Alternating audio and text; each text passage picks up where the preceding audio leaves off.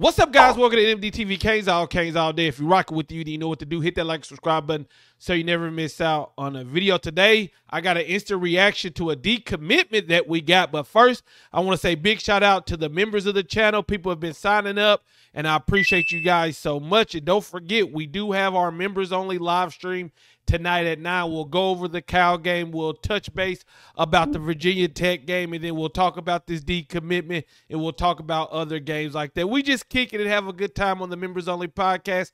Click the link in the pinned comment if you want to join and become a member so you have access to that live stream. But we got some breaking news.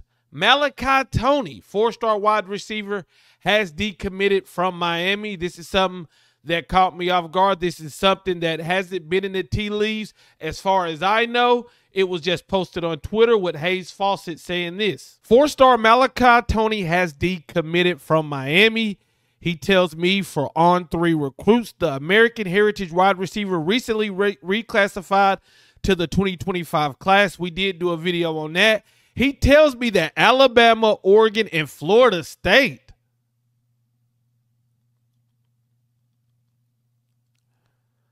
are the schools that now stand out. So first things first is, we haven't said this a while on this channel, right? Nothing is official until we sign on a dotted line. Until those prospects sign on a dotted line, nothing is official, but we still talk about it. And MALACHI TONEY is a great football player that decided to reclassify. And it really catches me off guard because this man has been all about Miami, tweeting about Miami, tweeting at Miami, tweeting his highlights.